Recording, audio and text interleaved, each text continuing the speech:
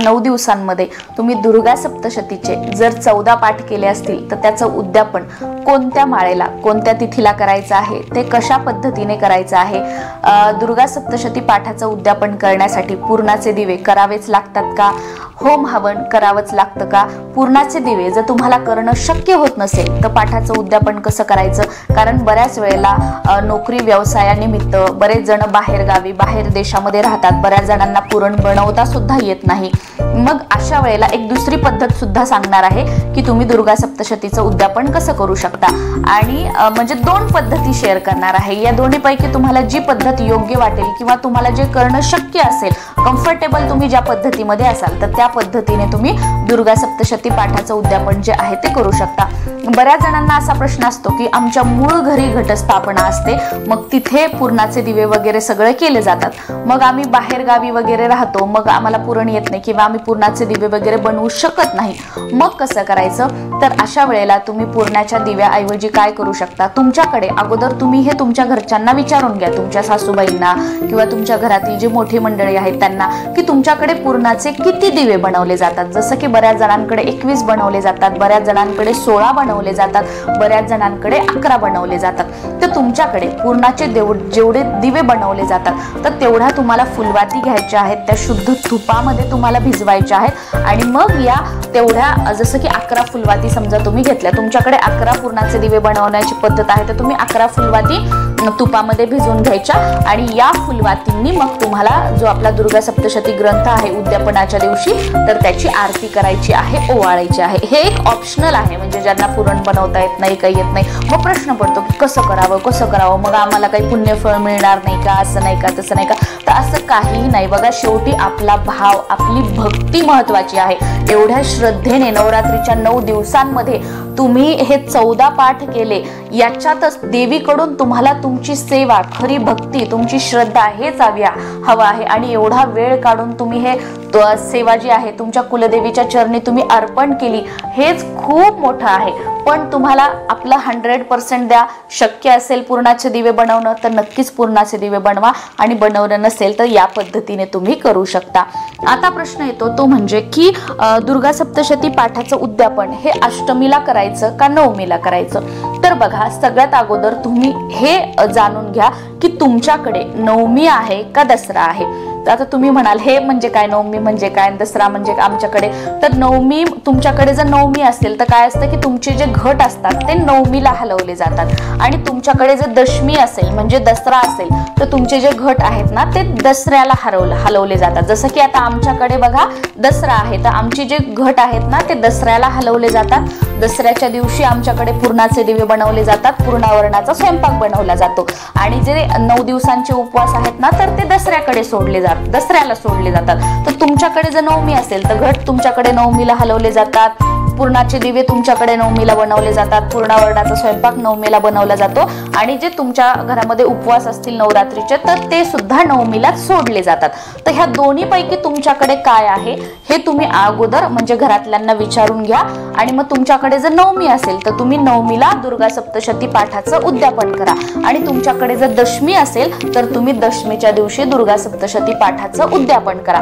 मी असं का म्हणत आहे बघा, कारण नवमी जर तुमच्याकडे असेल तर त्या दिवशी ऑलरेडी आपण पुरणाचे दिवे वगैरे बनवतो, मग दुर्गा सप्तशती ग्रंथाला सुद्धा आपण पुरणाच्या दिव्यांनी ओवाळू शकतो, आणि जर तुमच्याकडे दशमी असेल तर आपण दशमीच्या दिवशी पुरणाचे दिवे करतो, मग त्या दिवशी पूर्णावरणाचा नैवेद्य सुद्धा देवी बरोबर तुमच्या घटाला सुद्धा तुमच्या ग्रंथाला सुद्धा होईल, आणि पुरणाचे दिवे सुद्धा होतील, म्हणून त्या दिवशी तुमच्या घरी ज्या दिवशी घट हलवले जातात त्या दिवशी तुम्ही उद्यापन करा।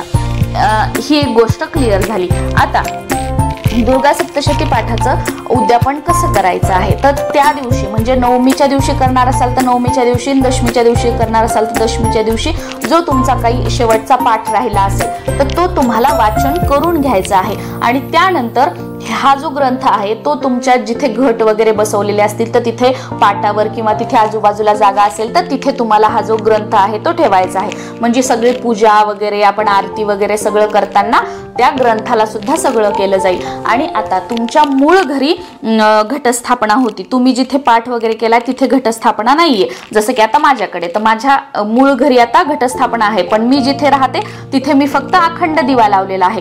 तर जिथे तुम्ही अखंड दिवा लावलेला आहे तिथे तुम्ही हा ग्रंथ ठेवायचा आहे। आणि तुम्ही देवघरासमोर जर अखंड दिवा लावला असेल किंवा तुम्ही अखंड दिवा लावला नाही, फक्त दुर्गा सप्तशतीचे पाठ केले, तर तुम्ही देवघराच्या तिथे तुमची जी दुर्गा सप्तशतीची पोथी आहे ती ठेवायची आहे, वाचन तुमचं त्या दिवशीचं करून झाल्यानंतर। त्या दिवशी मग ह्या ग्रंथाला सुद्धा तुम्हाला हळद कुंकू अर्पण करायचं आहे, लाल फूल तुम्हाला अर्पण करायचं आहे आणि तुम्हाला देवी आईला म्हणजे तुमच्या कुलदेवीला प्रार्थना करायची आहे। जसं की आता आमची तुळजाभवानी आहे, तर आई तुळजाभवानी तुझ्या आशीर्वादाने तुझ्या कृपेने या नवरात्रीच्या 9 दिवसामध्ये मी दुर्गा सप्तशतीचे 14 पाठ पूर्ण केलेले आहेत। आई अंबे जगदंबे हे 14 पाठाची जी मी सेवा केली आहे ती अगदी मनापासून केलेली आहे। माझ्या या सेवेचा स्वीकार कर आणि तुझ्या आशीर्वादाने कृपाने आमच्या घरामध्ये सुख समृद्धी ऐश्वर्य, कुटुंबामध्ये एकोपा, कुटुंबातील सर्व सदस्यांना दीर्घ आयुष्य उत्तम आरोग्याची प्राप्ती होऊ दे, उद्योगधंदा व्यवसाय असेल तर त्याच्यामध्ये भरभराट होऊ दे, नोकरी असेल तर त्याच्यामध्ये माझ्या पतीची मुलांची प्रगती होऊ दे। म्हणजे जे काही असेल ते तुम्हाला बोलायचं आहे। ज्या पद्धतीने मी बोलते मी तुमच्यासोबत फक्त शेअर केलं, तुम्हाला जसं वाटतं तसं तुम्ही बोलू शकता, हे सगळं बोलायचं आहे। आणि ह्या 9 दिवसांमध्ये दुर्गा सप्तशतीचे पाठ करत असताना, तुझी अखंड दिव्याची सेवा वगैरे करत असताना माझ्याकडून काही चूक भूल झाली असेल तर त्याबद्दल मला क्षमा कर, माफी सुद्धा मागायची आहे। आणि मग यानंतर तुम्हाला जेव्हा आपण घट वगैरे सगळं हलवतो, घट कसा हलवायचा, कोणत्या दिशेने हलवायचा ते सुद्धा मी पुढे तुम्हाला व्हिडिओमध्ये शेअर करणारच आहे दुसऱ्या। तर जेव्हा मग आपण पूर्णाचे दिवे वगैरे करतो तर आपण आरती अगोदर करत असतो ना, आणि त्याच्यानंतर घट हलवतो, तर मग आरती वगैरे हे तिथे ठेवल्यामुळं सगळं आपण हे होऊन जातं, म्हणजे ह्या ग्रंथाची सुद्धा आरती वगैरे होऊन जाते। तर या पद्धतीने आपली दुर्गा सप्तशती 14 पाठाची आपली समाप्ती झाली, सांगता झाली किंवा याचं उद्यापन झालं। आणि मग नवमीच्या दिवशी किंवा दशमीच्या दिवशी तुम्हाला एक सवाष्ण बोलवायची आहे आणि तिला जीव सुद्धा घालायचा आहे आणि त्या सवाष्णीची ओटी सुद्धा भरायची आहे।